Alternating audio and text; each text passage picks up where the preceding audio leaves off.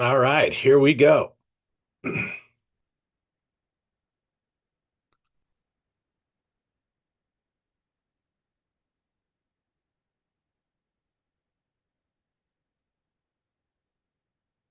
Good evening, everybody. It's time to zoom into wine. My name is Ian Blackburn, and I thank you guys for joining us tonight. I have got a little bit of a travel head, meaning you sit on an airplane listening to people sneeze from all over the world, and you pick up a little bit of a head cold. I get it every single time I come back from Europe, but I actually got it when I was in Europe this time, so I'm already ahead of the game. Feeling much better. I can smell and taste just fine, just sound a little bit uh, cracked up. But I had a great trip to Europe. Highly encourage everybody to get out of this country for a couple of days and see what the rest of the world's doing. And it was beautiful. Things were absolutely cranking in London. Um, it looks like Christmas there. People from all over the world.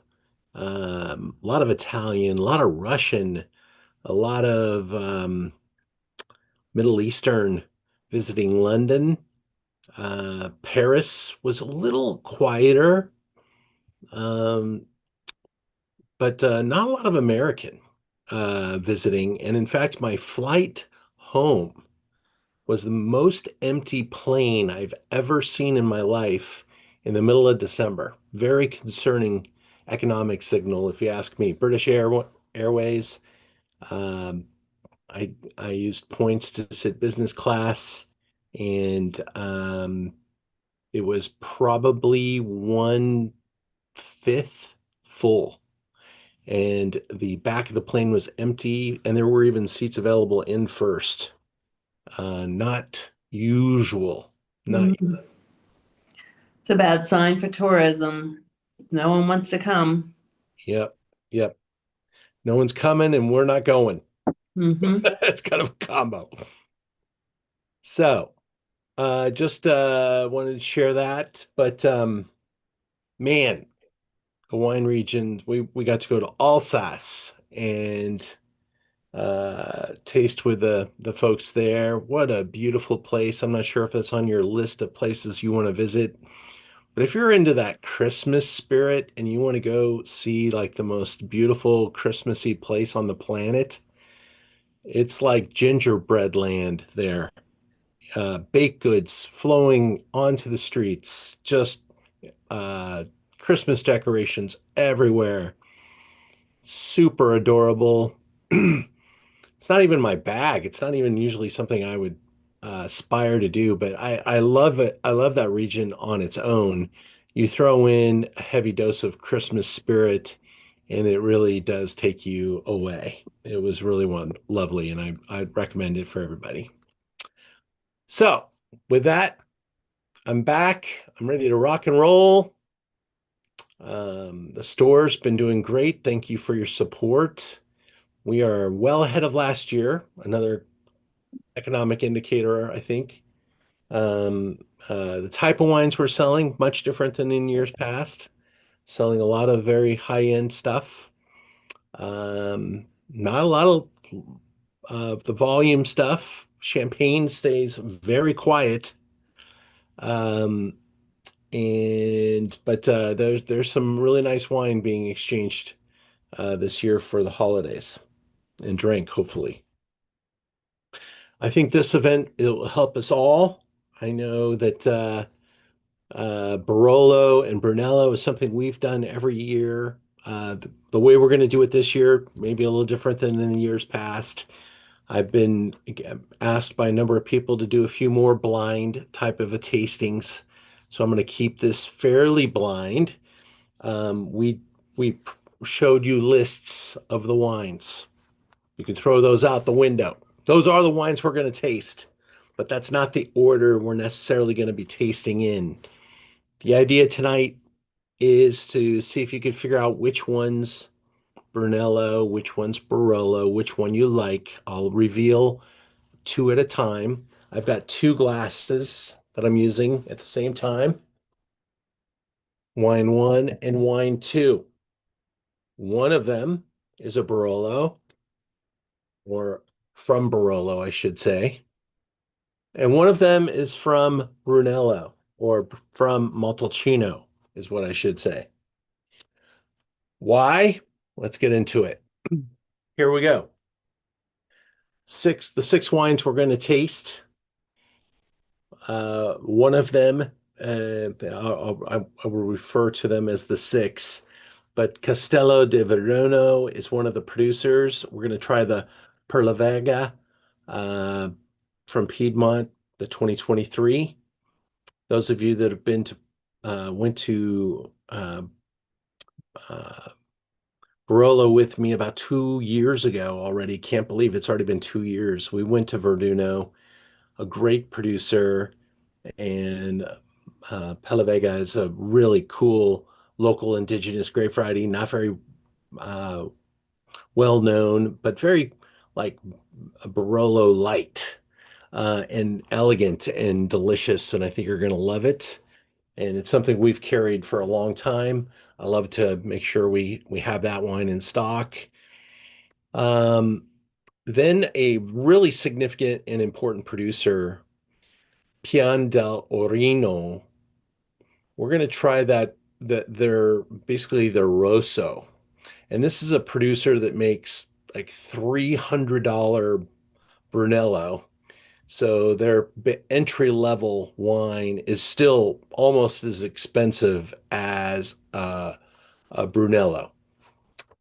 And we'll talk about that as we get into it a little bit more. We're going to try the Da Milano, the Barolo Canubi single vineyard 2018. It was near a 100-point score, a beast, and great to show it with seven years on it. 18 is a really great vintage. Alticino, a super dependable producer, and 2019, about as good a vintage as you can get. Um, a little darling producer, up and coming, female, Giulia Negri. We're going to try her magnificent Barolo, close to 100 points, uh, 2020.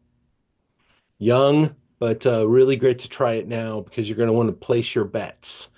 Her wines are spectacular, and she's not messing around. She's absolutely going to be one of the top names in Barolo going forward. Still very young and just getting started. Just still well, people finding out about what she's doing. Casanova de Neri, almost no introduction needed.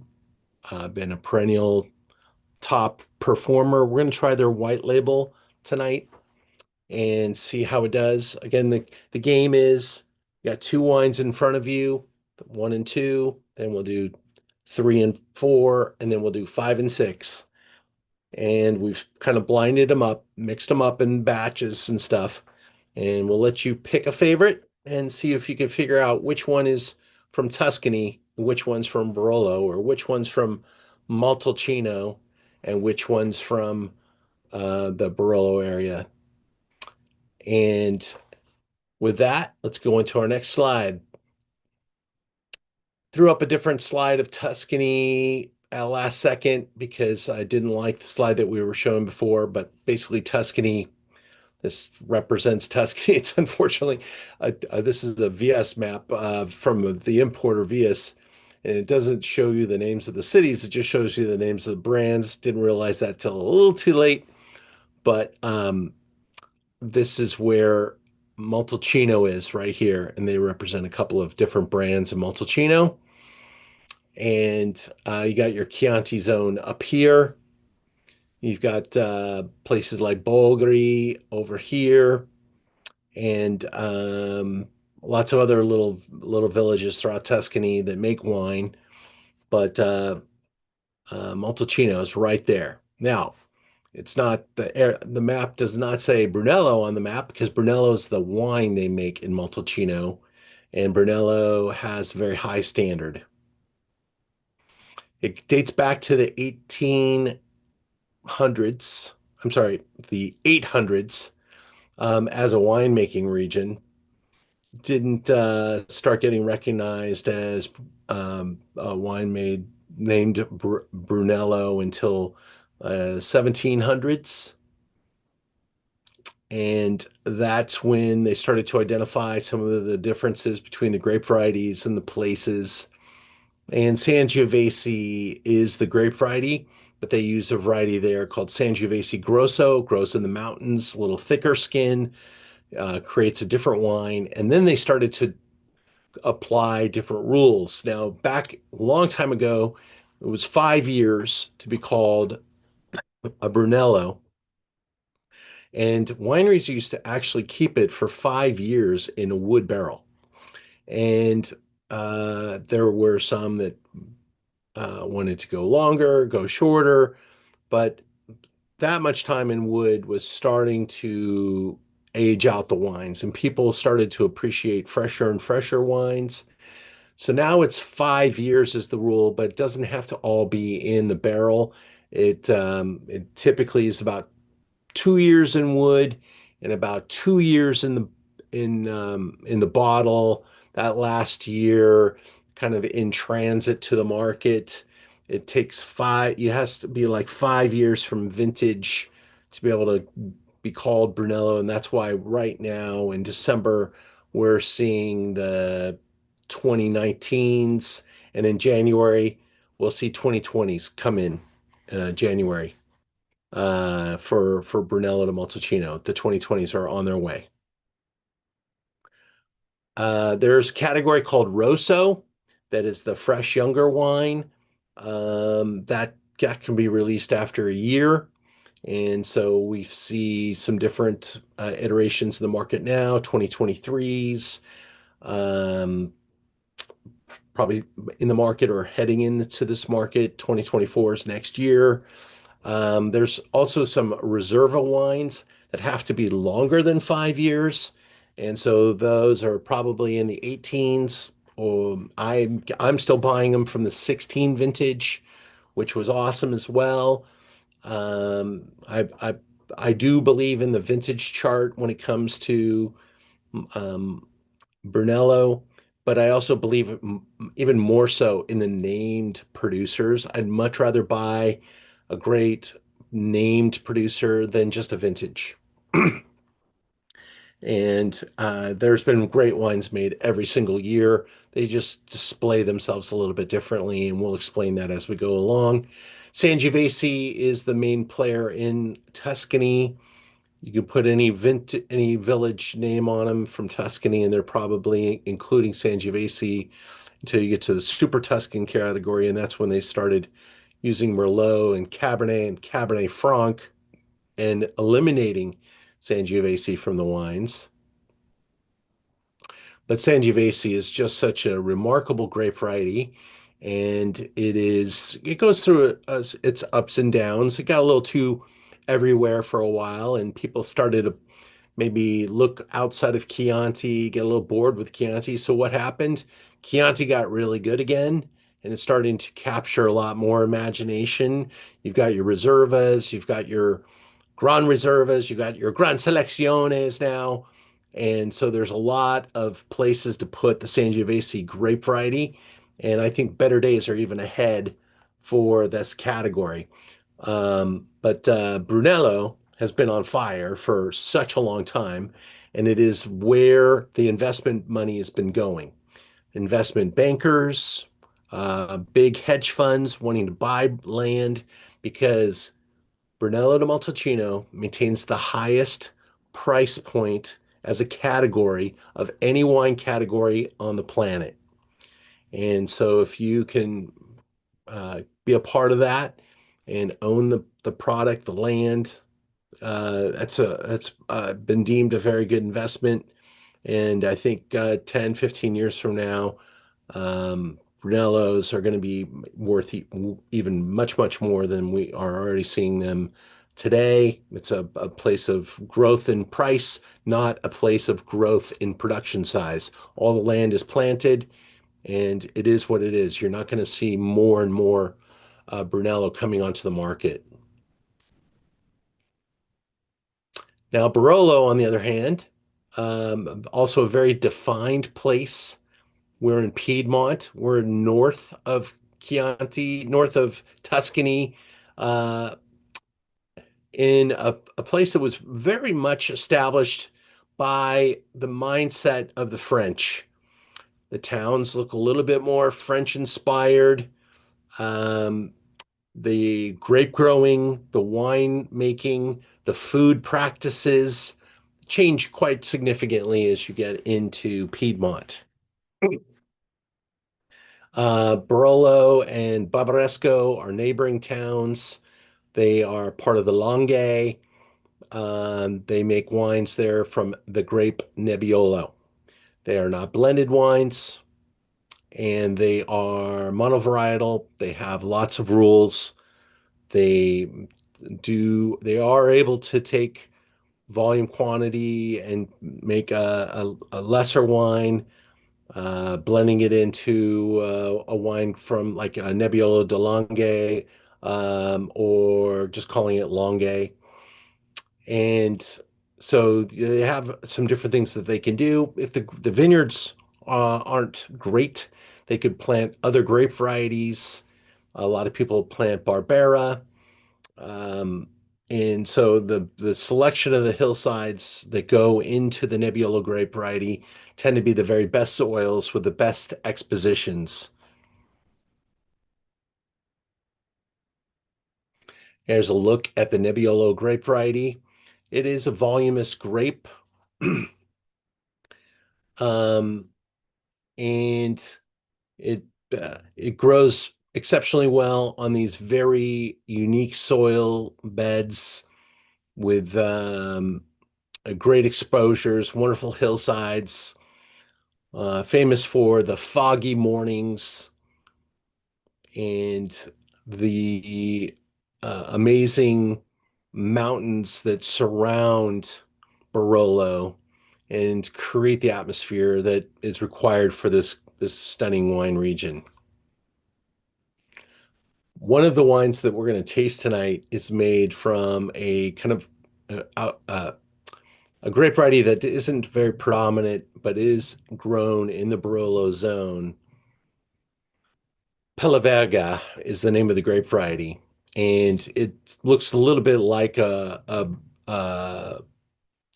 cluster of Nebbiolo, but doesn't have the thickness of the skins, doesn't carry the power either. It's much more of an elegant grape variety. I think it'll be easy to pick out, but I think you'll like it a lot. So now it's time for wines one and two to be tasted next to each other and to explore them.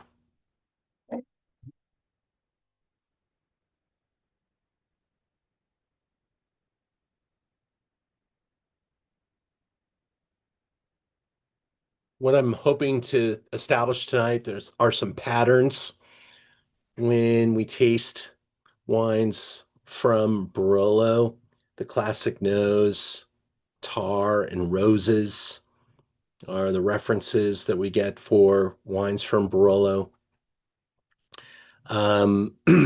Barolo can differ from its color. It doesn't it I wouldn't say it's a typically dark or black type of a wine. It's going to have almost Pinot-esque kind of coloration.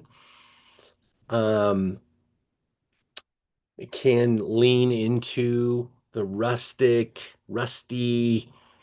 as things start to age, kind of brown a little bit. Whereas Brunello and Nebbiolo really advances pretty slowly and stay can be very dark. So color could be a very good guide tonight in helping you decide which one's which. But let's pretend that you can't see the wine and smell these wines because I think place really will change the spirit in the wine glass and you'll be able to smell them and say, okay, that is Barolo and that is Brunello. And that's kind of the fun. That's when the fun really begins.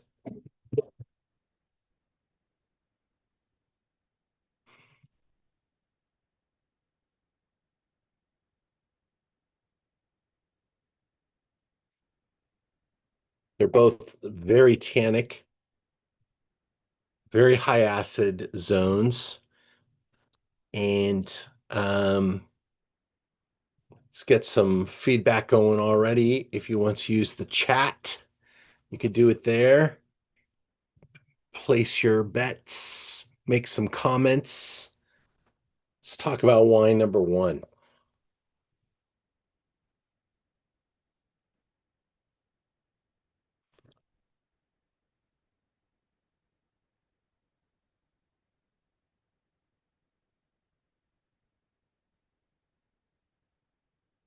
Wine one has got some really um, kind of dense fruit, cherry, orange peel,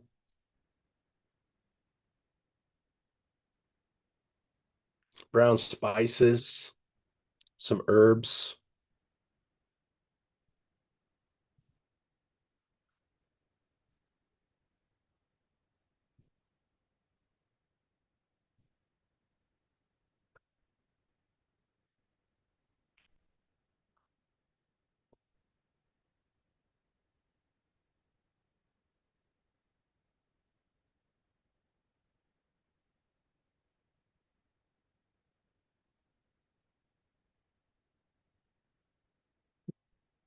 Wine two,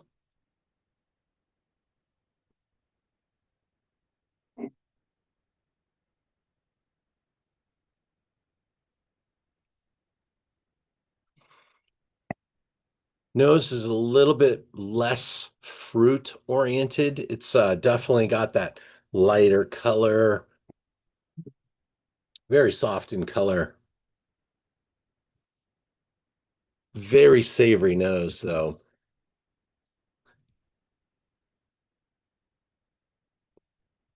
Um, would I go as far as tar? No, but certainly like rose petals. Definitely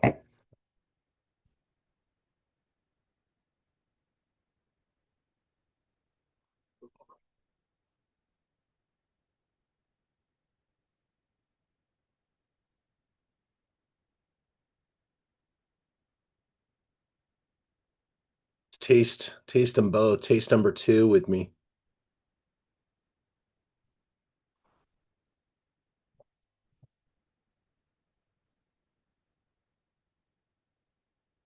Obviously, both these wines are very dry.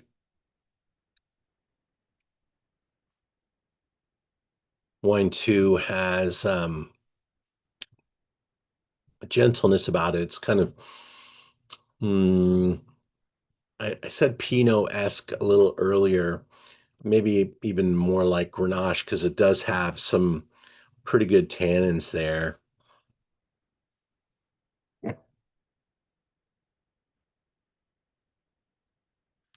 There's so much minerality in it.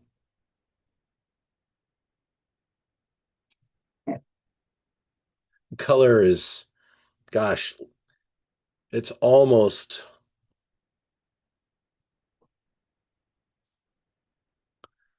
like that would be a light color for a Pinot. It's almost like watermelon in red, and it's red. Does anybody else have a good coloration comparison? It's like a soft cherry. Like if you were making it a rosé almost. That would be a dark rosé, but it is not dark.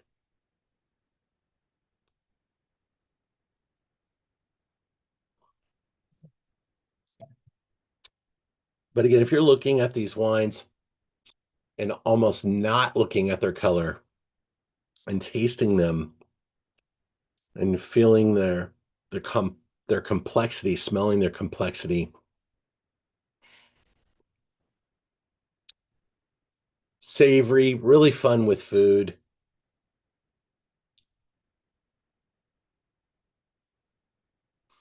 My mouth is drying out as I'm talking.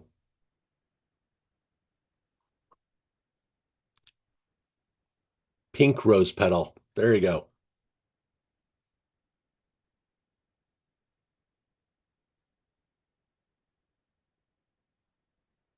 Finish is fairly short,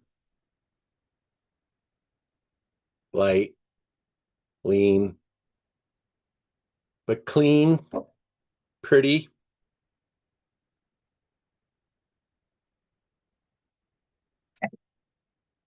What is that great dessert or appetizer that you have in Piedmont that's made with tuna?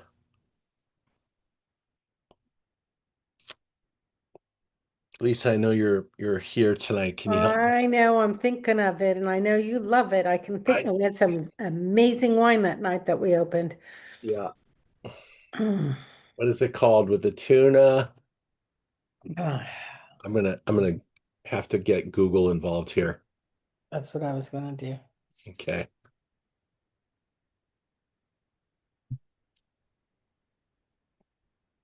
Tuna appetizer in Piedmont.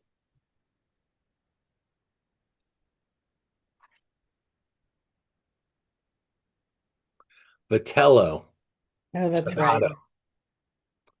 Yeah, it's iconic Piedmontese appetizer. Consists of Mhm. very thin slices of slow-cooked veal, eye of the round, served cold and covered in velvety, rich sauce made from tuna, anchovies, capers, mayonnaise, or egg yolks. It's the most unique thing to the region. I mean, you don't go out to dinner even in LA and get offered Vitello very often. Um, so it's really unique to the area, and it is so delicious. And as soon as I smell that wine, number two, I'm taken straight to that tuna Vitello dish as being like the perfect thing to have with that wine right there. Not too powerful, perfect for an appetizer. You could have it with fish. You could have it with, you know, some different types of softer entry type of items. Some of the other famous little things that you would have, like you might have zucchini blossoms. Maybe that's even more appropriate for a white wine. But if you wanted to just order a red and have it with so many different things throughout the night, this might be the right angle to take.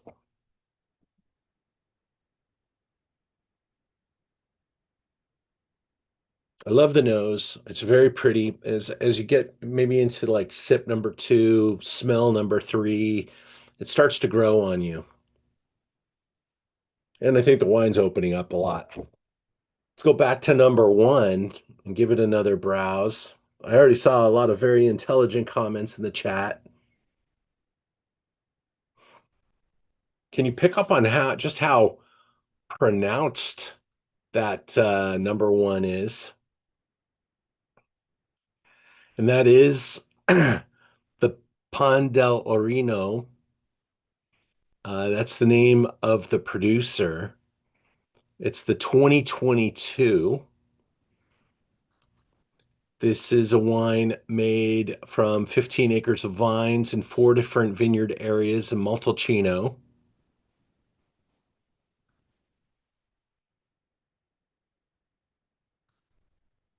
100% Sangiovese. They take their young vines and put them into this wine. This is a super high quality producer. They don't make anything slouchy or cheap. So this is really attempting to capture the imagination of people that want to enjoy some of the better winemaking practices in the area and to enjoy from one of the better producers. You can see the roses there here in the garden.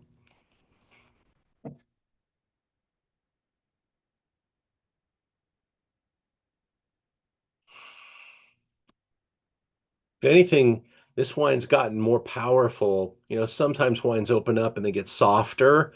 This thing has gotten like the muscles have started to flex.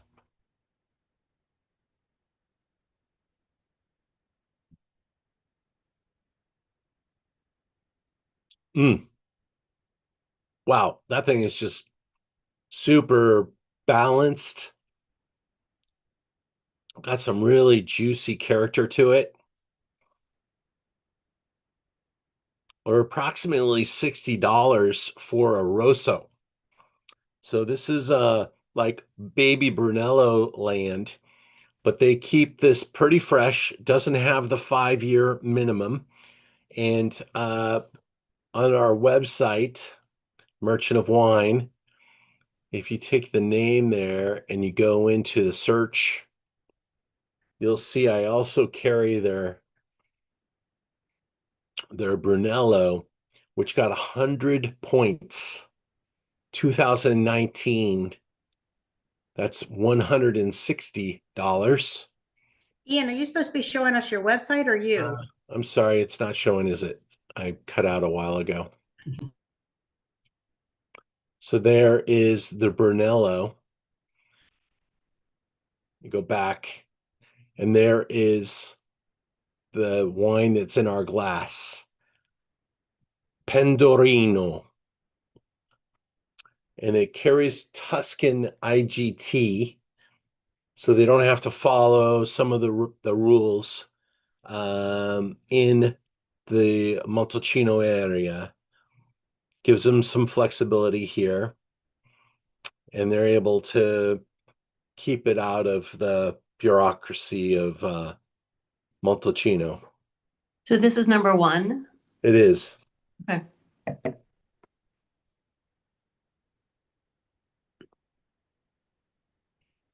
Name of our winemakers, 100% Sangiovese, 93 points Jeb Dunnick, mixed red and dark berries, as well as crushed violets and fresh earth. The palate is medium framed with a sunny feel throughout the mid palate, and it closes to notes of ripe orange and mouth-watering accents of salty earth. It's still one of the best values in the whole region, and it's going to drink well over the coming 10 years.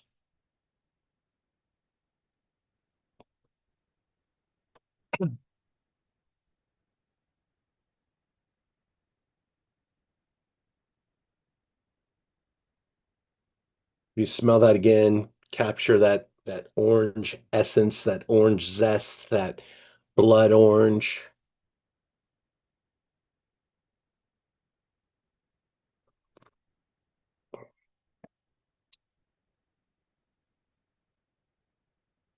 Kind of crisp, kind of cranberry.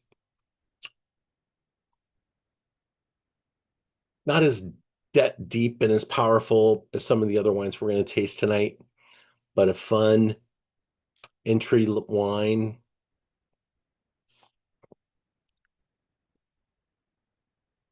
And a brand to definitely be acquainted with. These guys are absolutely one of the top scoring brands and producers. Everyone can't wait to taste the new releases from these guys. They've had 100-point scores multiple times, maybe 6 of the last 10 vintages, 100-point scores.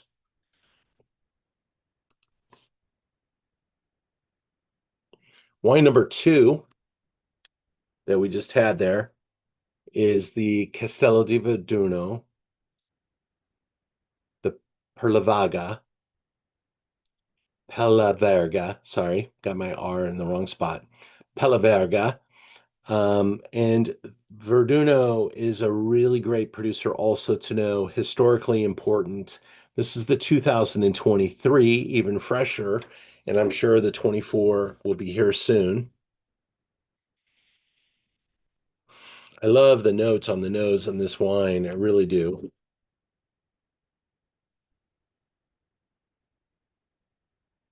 winemaker Mario Androni actually had lunch with us when we visited,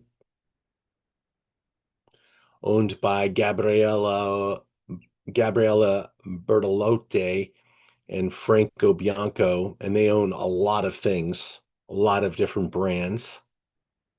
This cellar is under the castle in Barolo.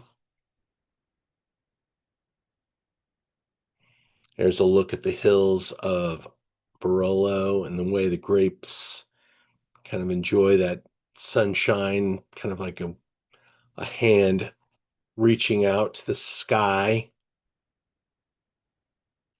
100% Pella Verga. And this is a wine that Verdunno's made for a long time and continues to represent very small production. And so it's really kind of made for that Italian wine-loving fan who wants something a little different.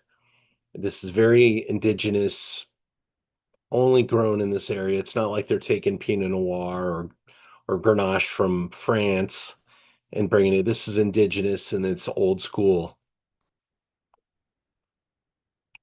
And what I love about this picture is it shows you the distant mountains and how they really create the atmosphere that Barolo grows inside of, and also how steep and rolling the hills are, and how the vineyards are really, you know, optimally positioned to capture the sunshine and take advantage of their exposition. 38.95. It also represents a really nice value. And if you go to an Italian restaurant with this wine in your hand, the sommelier will look at you and give you a wink. Say, you know, you get it. This is like the wine for good Italian food. Roasted eggplant.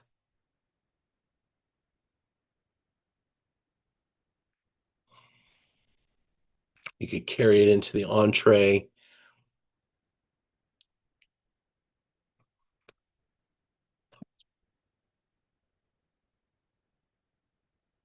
All right. Mm-hmm.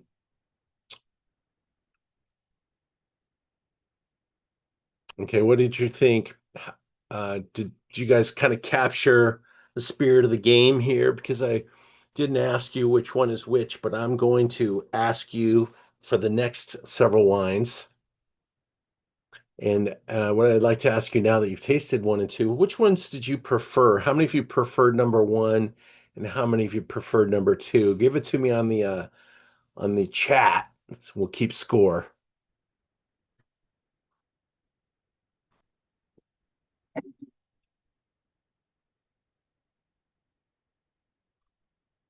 All tied up right now, two apiece.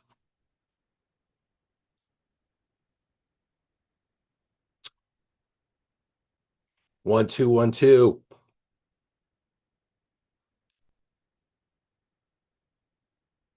All right.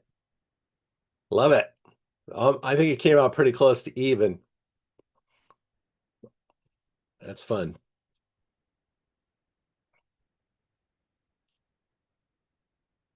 All right, so I don't ruin it. Let's go into wines 3 and 4 now. Empty your glasses.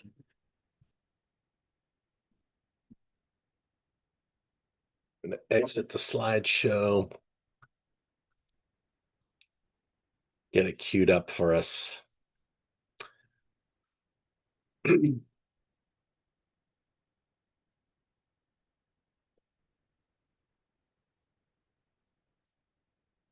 Been an exciting time. So I just came back from vacation, so my inbox has been being emptied all day long. I got here at 8 in the morning, started decluttering and apologizing. Man, it was a hard trip to work from because we were moving pretty hard and had a lot of plans. It was really my wife's vacation, and I couldn't work if I wanted to. I didn't want to. So that kind of helped. But I did a pretty good job of delegating and getting some help from my team. And I want to thank them for covering my butt for a couple of weeks so I could get some time away. And really enjoyed the spirit of Europe. It was gorgeous. It was cold. Woo! Between 32 and 45 degrees almost everywhere we went. A little bit of rain here and there. It didn't rain that hard though. I was prepared for needing to build Noah's Ark. We had rain gear for days and was often sweating wearing it all. But that's probably how I got sick because I was just like, I'd show up to the next appointment walking up the hill or whatever, wearing 5 coats and take it off and would be all sweaty and gross and that's it doesn't take much to knock me down. All right, let's taste the next two wines. They're in the glass. And I'm not going to show you the slideshow because it'll give them away. But let's start off with number 3. And I'll let you guys. Yeah, Tom will save my Dodger comments for later. We had some good news. Dodger Nation. Big. Ooh. You guys throw down the notes for me. I don't want to give it away. You could take guesses like Richard, or you could just put some subtle things on there. Ooh, they're perfect. Love that.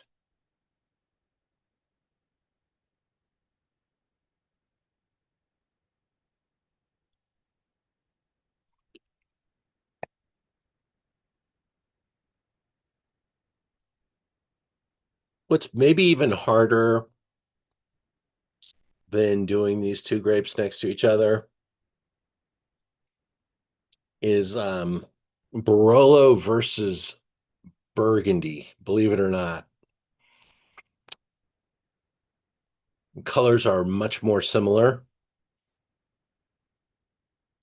Young Burgundy, especially young Burgundy, can be really spirited and have some powerful tannins to get through. Um, whereas these can get pretty different.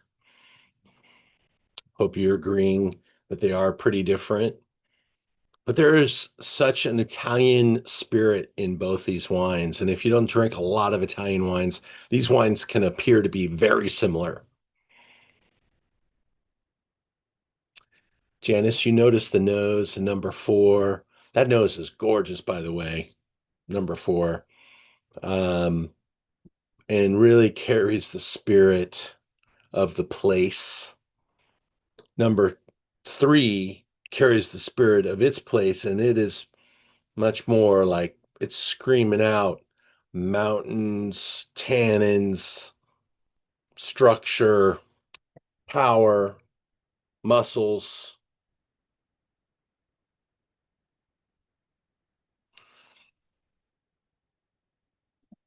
Number 4, as you swirl number 4 around, you can see the color giving some way there. It's got kind of that brown olive.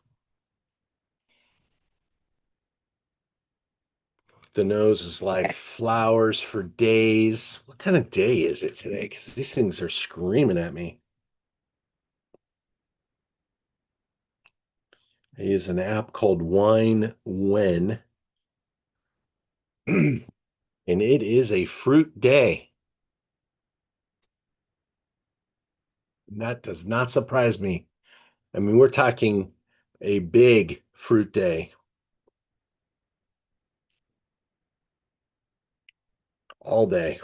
It's been a fruit day. And with the here in Los Angeles, a Chamber of Commerce day, the skies were high, blue, You could feel the atmospheric pressure keeping everything away. Temperatures were 80 degrees, gorgeous. It felt almost summery. How was it in Santa Monica, Lisa? Gorgeous. Gorgeous. Clear, hot, warm, but just so beautiful. And the sunset was probably remarkable tonight.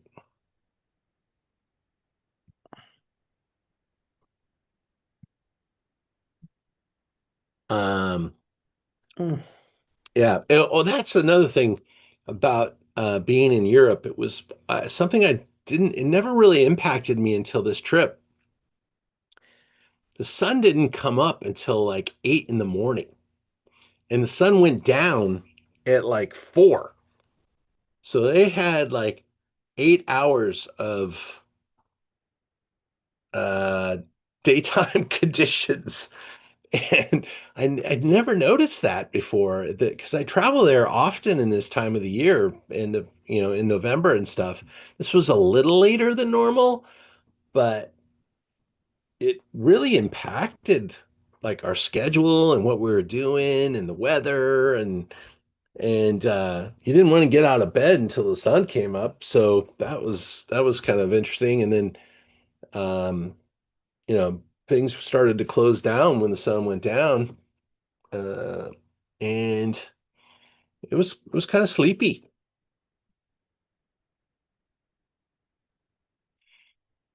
All right, Thomas, you like both? Good, Janice. I'm glad you like them both.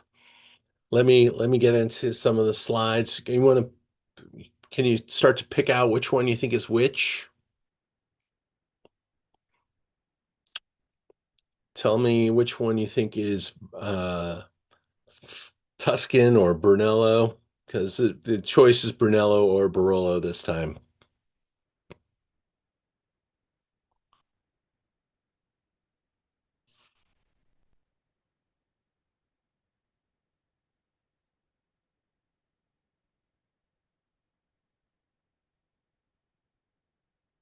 All right, so we'll start with number 3.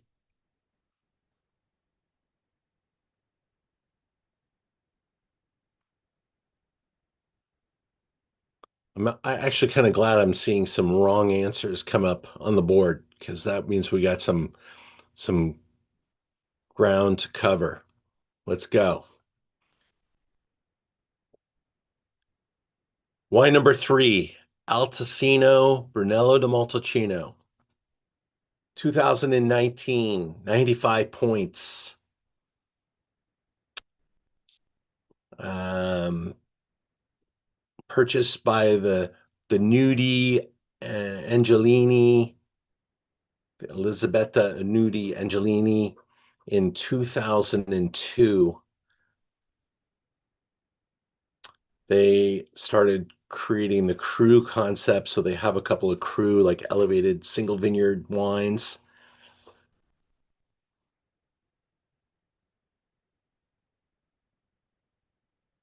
Super beautiful vineyards.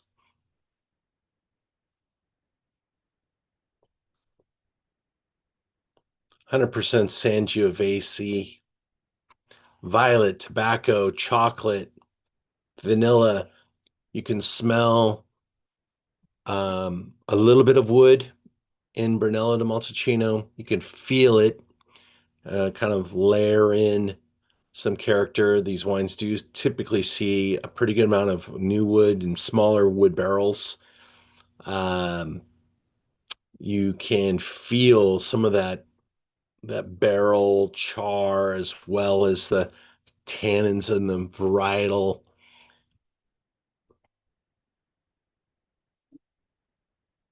Blackberry plum envelop on the palate, adding elegant full-bodied volume and fine tannins along the way. The wine is aged in traditional Slovenian cask, and production reaches 111,000 bottles, about 10,000 cases. That's not that many for the world,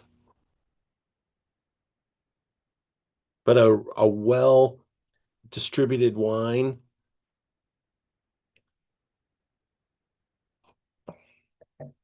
Very consistent, solid producer, gorgeous estate.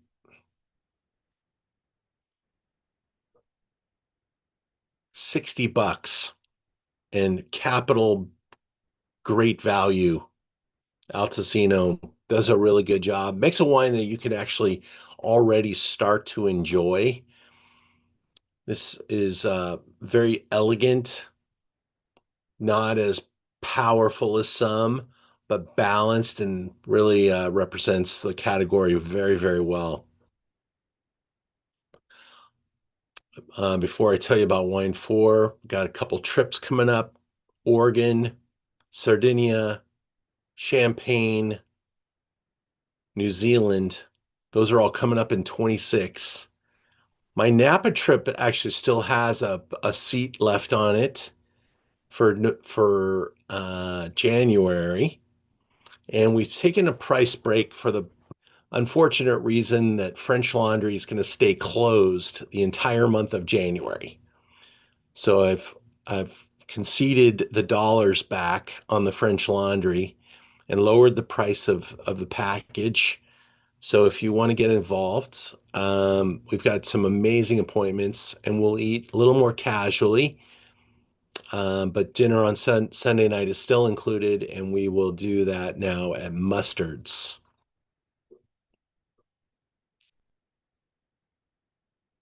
But we've got lunches every day, great hotel with breakfast, staying in Yountville, able to walk to dinner on Friday night at Ciccio, owned by Frank Altamira. Saturday night at Ad Hoc, which is Thomas Keller Light, a little prefix menu at Ad Hoc. And then Sunday night, we'll go to the classic mustards. We're having really beautiful tasting experiences. It's pretty hard to get appointments. Meeting a couple small new guys, Nigel Kinsman, Aaron Pott, a couple others involved, lots of different producers involved, but Nigel makes two of the wineries that we're going to see. We'll hang out with Andy Erickson, Cervantes, and Xavier Cervantes, champion horse breeder. A couple others involved in the trip. So the trips are a big deal for us for 2026. Take a look. I don't have Champagne and New Zealand priced today, but they will be up on the website priced and ready to go next week if you want to give them as a Christmas present to somebody. Sardinia actually closed, and Oregon remains open. In Los Angeles, I'm doing this fun little concept called Wine Friender. It's a bring a bottle party, and you can come with couples, with the singles, uh, as a group of four, just make new wine friends and bring a story about why you brought the bottle you brought and tell that story to the group.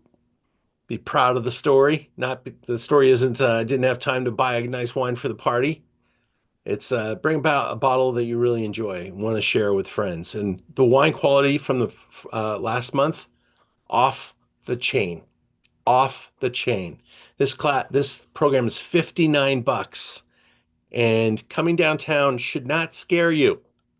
My neighborhood is phenomenal. My classroom is beautiful. The cheese plate is from the Beverly Hills Cheese Store. And my neighborhood, it's hard to find parking now because there's too many Range Rovers and uh, Mercedes and BMWs. And so all the good parking's taken up. So we have a paid lot that's safe right across the street, right next to Girl of the Goat and Bavel. Wine number four in the glass is a champion Barolo, and it is showing off.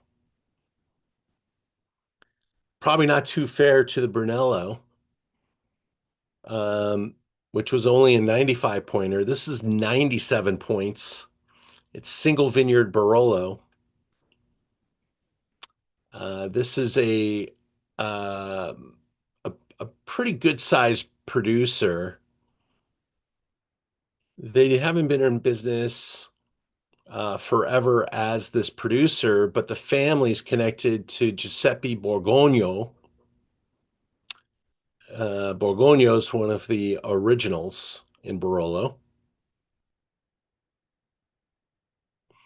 going back to 1890. Now, Barolo sounds old, but Barolo really didn't get organized and start making great wines until 1950s, 1960s. And even then, they were bottling the wine based on orders. So the wine could sit in the wood for years. And they were bottling it directly from the wood barrels into the bottles and really didn't get organized until the 1980s.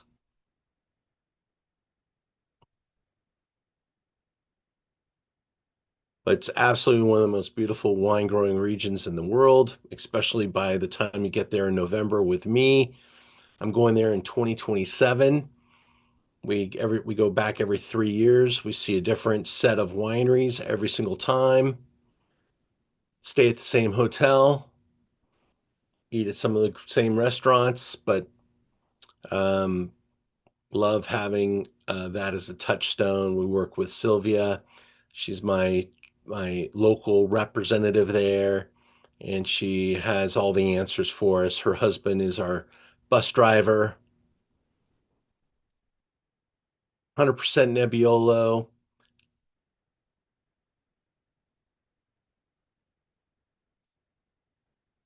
And there are the brothers, Paolo, Mario, Guido.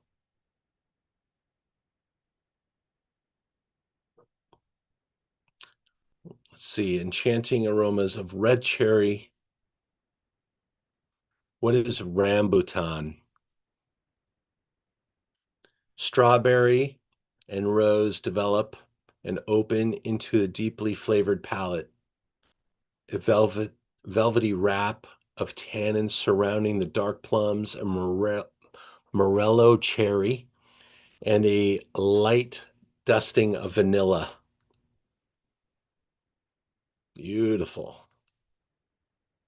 80 bucks.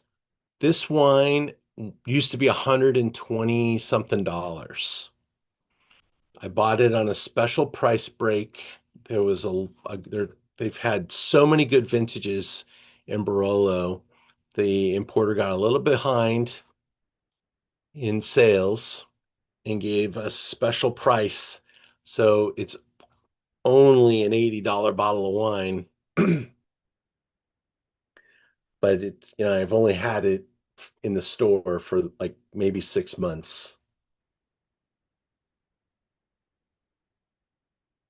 It's really, really charming right now. And it kind of enters in the window that you could start to drink 18s. Hmm. What do you think about the aging? I mean, when will it be at its peak? I'm pretty sure that some of the reviewers have a little bit more to say, but you could see here James Suckling Yeah. says try from 2024,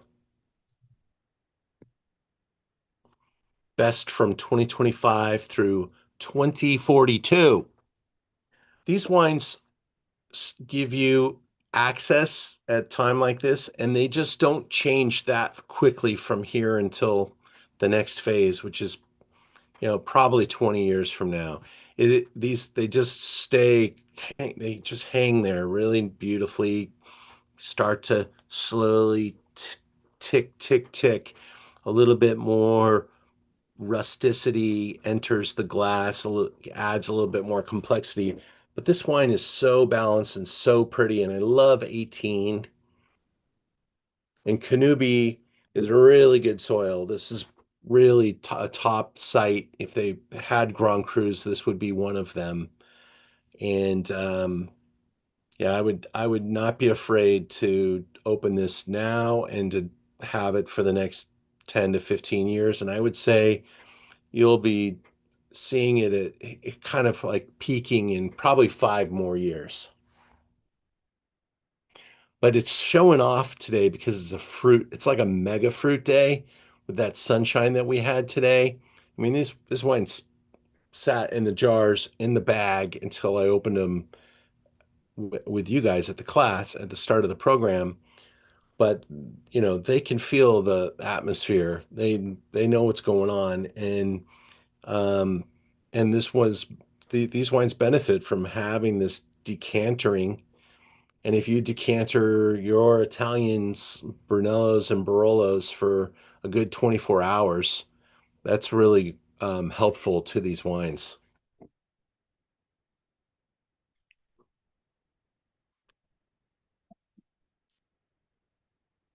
Really fun.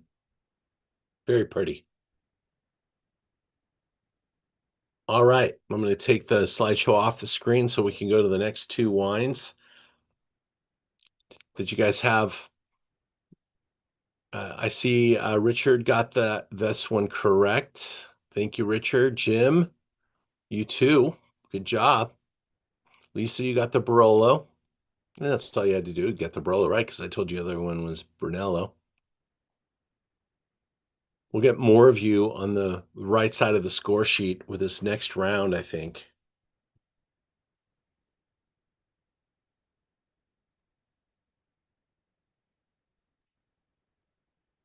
And I'll do some more things like this if you guys like it. So let me know for 2026. Also, while we're prepping these next two wines, let me explain the membership program for Merchant of Wine. Because in years past, it used to be a Zoom into Wine membership, and it still is, but we had like 10 membership options and all that stuff, and we're just simplifying it this year. We have one membership. It's a Merchant of Wine membership that gives you 10% off the website a whole year. So, and you're going to see that we're going to become a little less sales oriented because our prices we've been put either holding or bringing down if we can. Maybe it's just a buck or two, but you're going to see us appear in the top, 10 rankings on Wine Searcher on any wine that's on our website.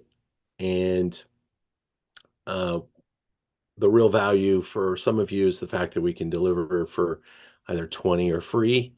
Outside the state, it's a flat $40 shipping on orders of $300 or more. So our shipping program has really been defined now. $20 flat rate in California, free in Los Angeles on orders over $100, and flat 40 outside of California on orders over three. And it seems to be working quite well. Um, we we eat it in the shipping, but when you get that order size together, it works for both of us. And so that's how I think we can survive long term. And so we're giving you 10% off all year round. You don't need to wait for a discount code. There won't be a member price for the Zooms. You'll get 10% off on all the Zooms because you just enter in your passcode and boom. And it's going to be your passcode. And it's going to work well, I think. I think we'll need some time to develop the membership, but I think it's going to pay for itself very quickly.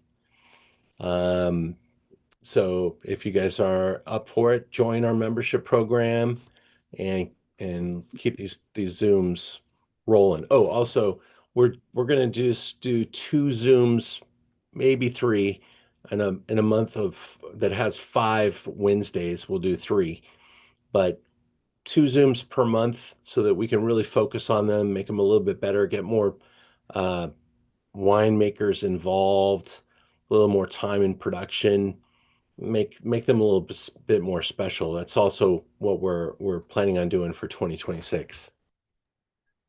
Ian, when do you expect to issue the member codes? They will start to work on January 1st. So as soon as you sign up, the code should be generated, but the discount works from January 1st to December 31st of 26. Okay, I did sign up and I don't think I received it, so Okay. there you go. Yeah. Cost of membership is $200 a year.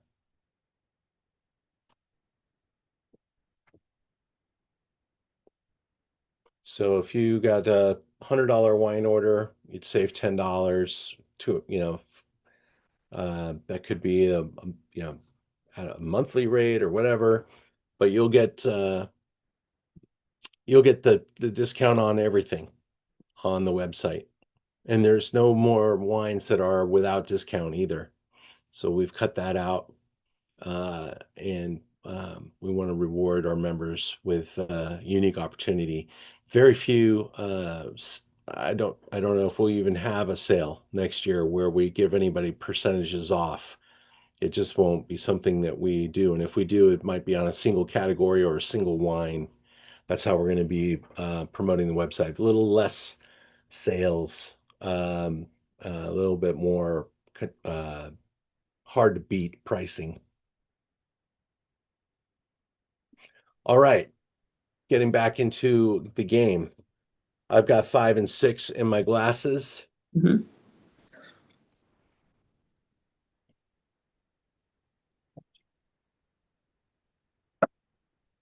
Ian, what do you think are the standout vintages in these two regions? So there's been an insane number of standout vintages in these two regions, and that's kind of part of the problem for Italian wines, is that it used to be like 3 vintages a decade were really, really good. It's almost every vintage in Barolo has been pretty solid. But certainly for Brunello, the everyone was super excited about 19 and 21. 21 Brunellos will be coming out next year. 19s are in kind of already starting to sell through. 15 and 16 were amazing. There was nothing wrong with 17 or 18, but um, there were things that made those vintages a little bit more less than optimal. 15, 16, 19, 21. Those are the Brunello vintages. Barolo had some of those things in common, um, uh, but has made very good wine almost every single year. And I think for Barolo, it's a little bit more about buying the producer than the vintage. And 21 is supposed to be one of the great vintages of all time in Barolo.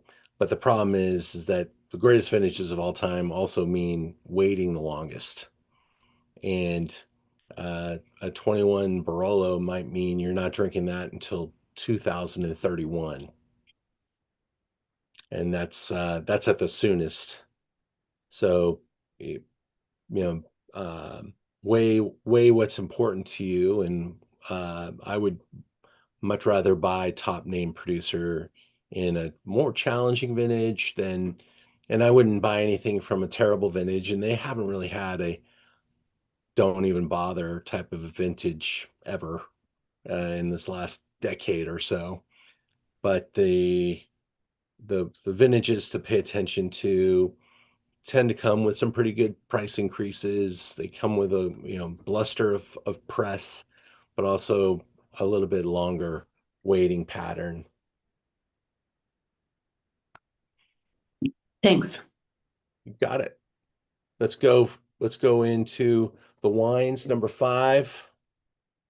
What do you see color wise between 5 and 6? Maybe you already figured out color. Number 5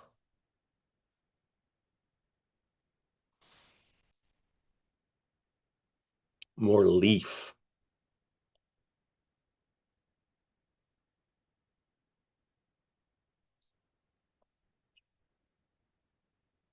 Mm.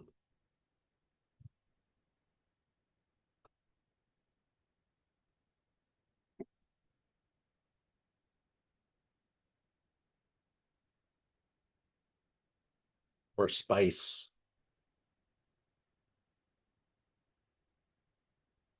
More wood. More charred wood. Vanilla. There's a sweetness in the nose too.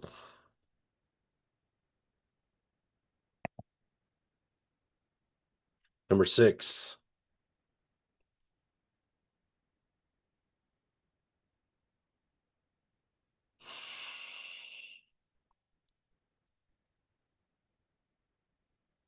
So pretty.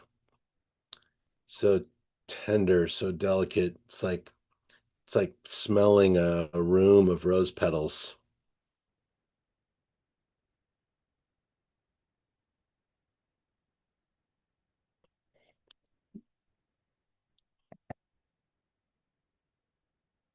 And getting slammed in the teeth with a Mike Tyson right cross.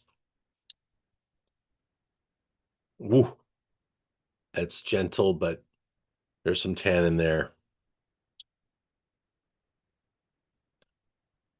Going into the slideshow.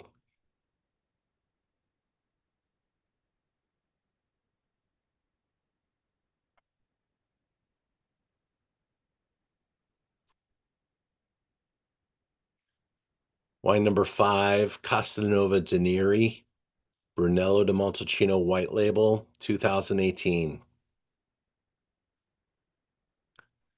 I've been to Giacomo Neri's headquarters.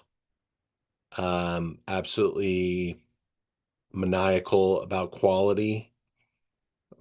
Unbelievable winemaking facility. State of the art, modern, contemporary. Giacomo took over for the winery in 1991. He's been growing this brand at a sensational pace, getting huge scores, catching lots of attention.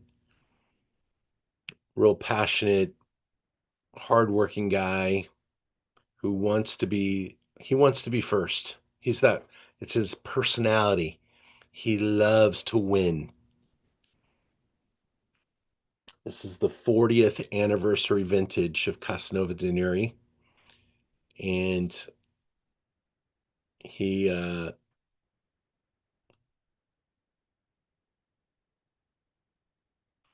he's got a great swagger to him too. He's just a super pleasant dude. I'm sure he is an absolute beast to work for during harvest. Bright fruit style, cherry, strawberry, currant, white pepper, mineral flavors, reveals almond and earth accents as it extends on the finish, features a fine balance, mouth-watering length, best from 2025 through 2042, and here we are, 2025. 94 points, Wine Spectator. There's his property. $78. The brand made a pretty big change in the way they distribute the wine. I think that'll actually work in their favor in the long run, but in the short term, really slowed down the sales velocity of this brand. Uh,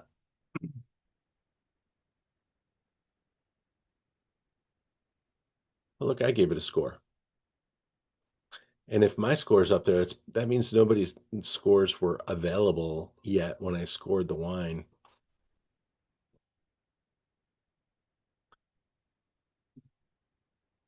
18 was a vintage that I'd say better than 17.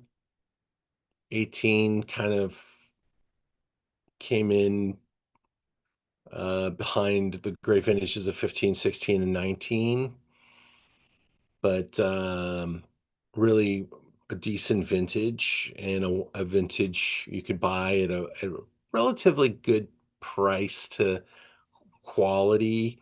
You won't see as many 100 pointers in 18 as you will in 19, but from this producer, they almost always get 95 plus. So you got it punished a little bit with their 2018.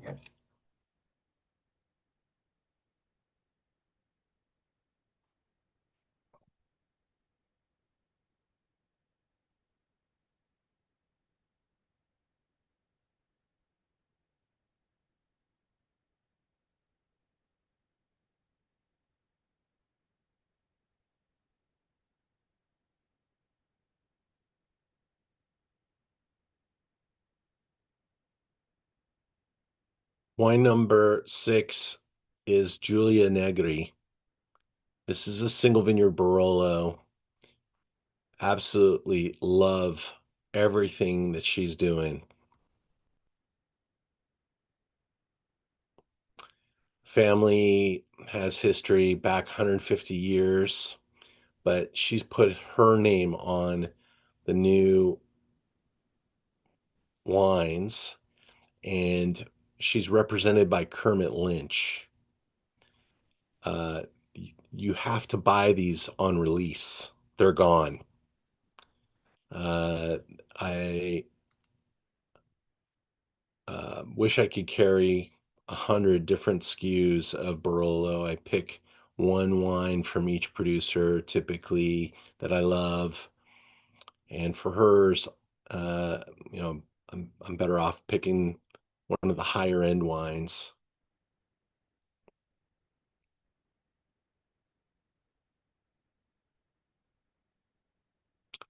So made in Marasio, which is the highest location in all of Barolo. Limestone with veins of chalk provide a dense, profound earth and mineral driven Barolo. Great to drink after 5, 10, or 20 years. 96 points, James Suckling. There she is. Aromatic with blackberries, flowers, and perfumes, some lavender, full bodied, very fine tannins that are like cashmere in texture, bright finish, lightly salty with crushed stones, reserved, complexed.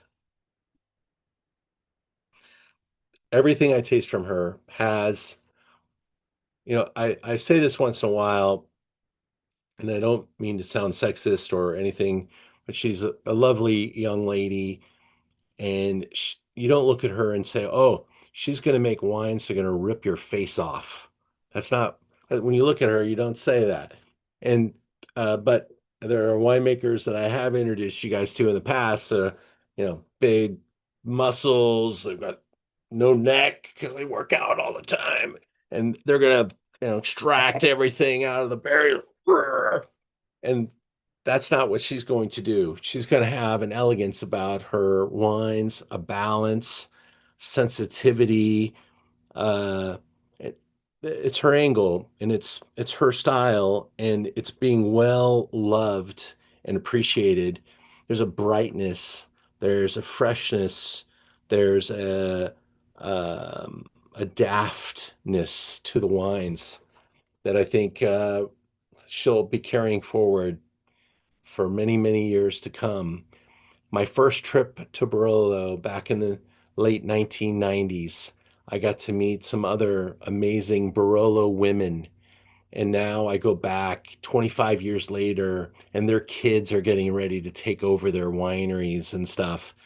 And I remember them being kind of in the same age bracket as her and how they were putting their mark on Barolo, and it's just fascinating to see how fast it happens, but also just, how far Barolo has come in the past 30 years and how far it has to go. The wines just started getting really good. And I think,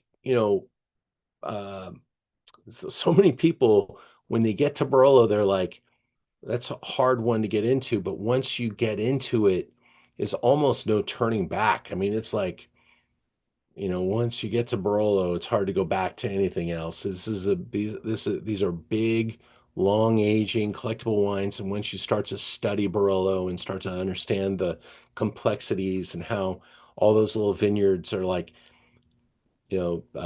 facets of a diamond, and knowing the land and how it all kind of spells out into the wine, it's fascinating. Her wines are not cheap. Grape Barolo is not cheap. I have been adding some beasts of Barolo to the website. I've sold some Barolo to some very fancy addresses recently. There's no limit to where these wines can go. I've got Barolo on the website now that's $2,500 a bottle that no one gets their hands on. It's that's I get 3 bottles. I got some Gaia 21s are in stock.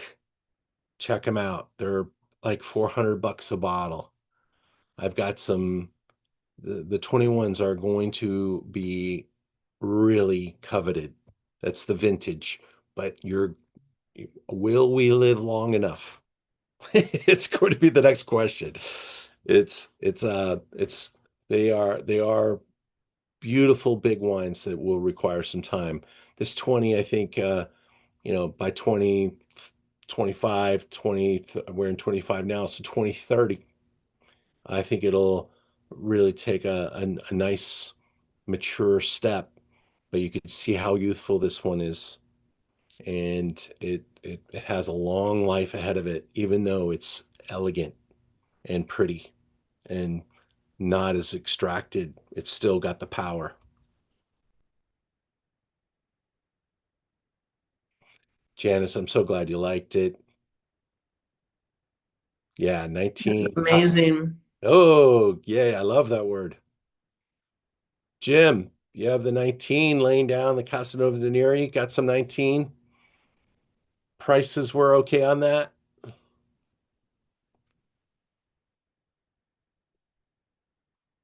Five is really good. Thanks, Chuck. Thanks for playing. Um, I'm glad you like that, Brunello, Thomas. Yes, Thomas, you got him right. Brunello, Barolo.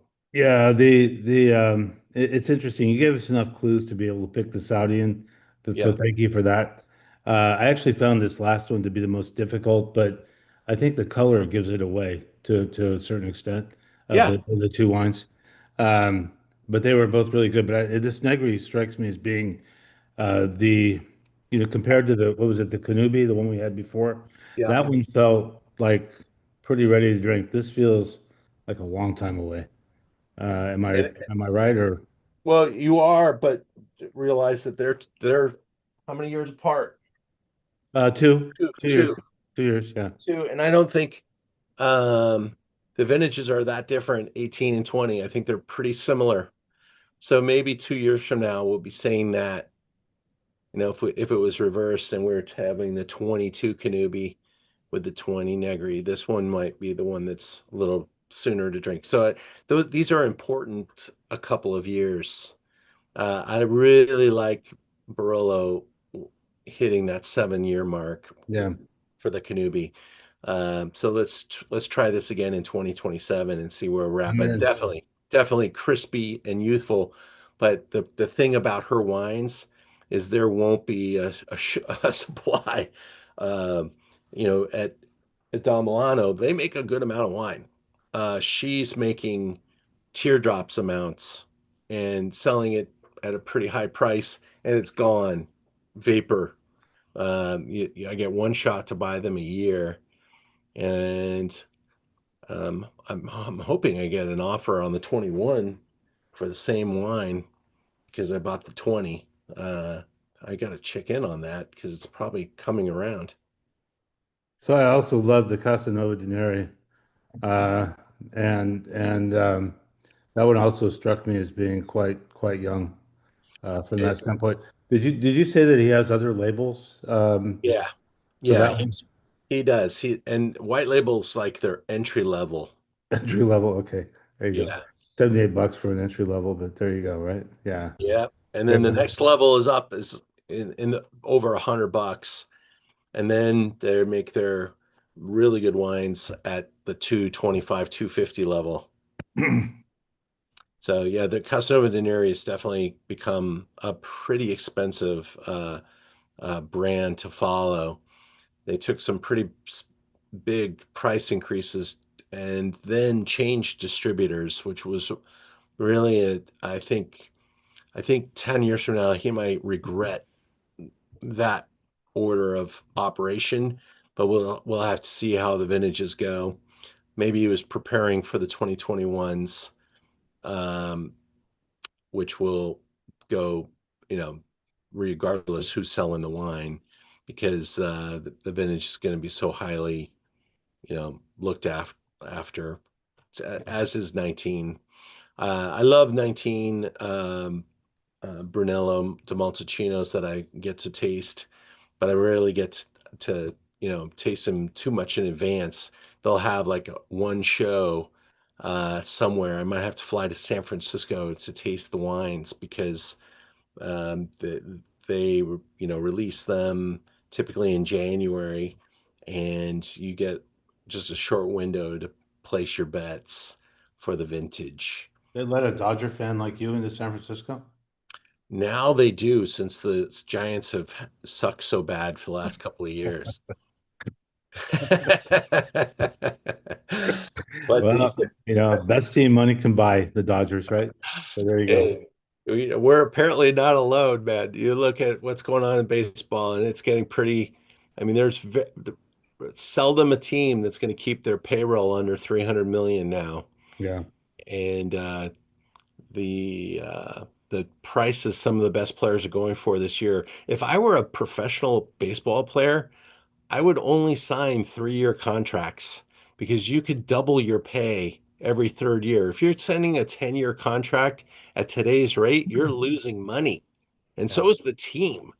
So, bet on yourself and sign a 3-year deal because that's all that teams want to. I don't understand really, but I guess as you get to, 32 to 34 years old is considered an old man in baseball now, and you could see what happens. Your ability to hit 100-mile-an-hour fastballs starts to slow down, and the numbers go a little crazy.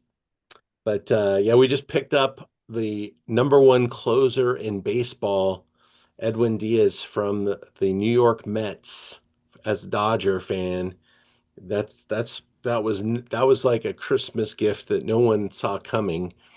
But apparently, things in New York are not so great because their first baseman, Alonso, just went today to the Baltimore Orioles. Really? Wow, to the Orioles. Wow. Yeah. And they paid Juan Alonso, it's Juan Alonso, right? Is that his name? Um, they gave him 155 million for 5 years, plus bonuses that could make it 185 million bucks. And he's 30 something years old. So the Mets gave him a 1-year deal last year. So the best players are leaving the Mets, and they just lost two really top picks. And so it's gonna get interesting from here now that those big names are off the board. Um, there's the next one to fall. I think it's going to be Tucker or Bellinger. Those guys have now had the market set so high that they're probably in nosebleed category. Tucker could go for 400 million. And I don't think Bellinger gets that kind of money, but we'll see. Um, but it's fascinating to see what's going on with baseball. They say the Dodgers are ruining baseball, but the most watched baseball game in the history of baseball was Game 7 of the World Series, and the the $700 million contract they gave Shohei Ohtani's been paid back already. Um, just his jersey sales, probably. Yeah, yeah. Well, here you have your targets for your $2,500 bottles of Barolo, right? You gotta have it. They go hand in hand. I They mean, go hand in hand. those Here you go. the sit near home plate is 2,500 bucks on a cheap game. There you go. And I don't care what stadium you're at. They're all getting up there. And your Giants are going to be really good, man, because they've got a smart new general manager, new you've got a New manager. Yeah. new manager in the field, right? Yeah. And you're going to make some pretty smart moves. We'll see. Perfect. Yeah, we'll see. Yeah. We'll see. I But I, don't, I think Buster Posey's a great leader. Hall of Famer. Yeah. Yeah, and he's a lifelong Giant, so it'll be Yeah. great. That'll be And great. we both can gang up on the Padres, the Giants and the Dodgers. I live in Carlsbad now. I can't say things like that. Mm. So this is definitely Padre country here. Oh my gosh, I Yeah. know. I Yeah. know. But you're going to have a quandary. What happens when the Padres come to town? You're going to go to that Padres ballpark? I should. Petco Park, sure. It's I can get on the coaster and then it takes me down to the Santa Fe station and it's walking distance from there. Why not? Okay. Yeah. Well, bring a bodyguard. Hey, and this was as usual a great tasting. Really enjoyed it. Thank you. My pleasure, guys. Thank you. Well, I hope to see you guys next week. Next week we have my top wines of the year. It's a selection of wines, some top values, and I think we have 7 wines in the lineup next week because I had a hard time drawing the line. And then in January we do another iteration, which is a little more high-end leaning top wines. Uh, uh, both of them are based on having the wines available to sell. So check out the calendar. We've got the programming through February, I think, is on the calendar at this time. And if it's not up there yet, it will be in the next couple of days. But we've got Zooms now kind of wrapped and we're producing them through April of next year. And we're going to get a lot of wineries involved and get some more winemakers involved. And look forward to seeing you all again, hopefully soon. Thank you very much. Have a great night, everybody, and go Dodgers. Have a lovely holiday, Ian.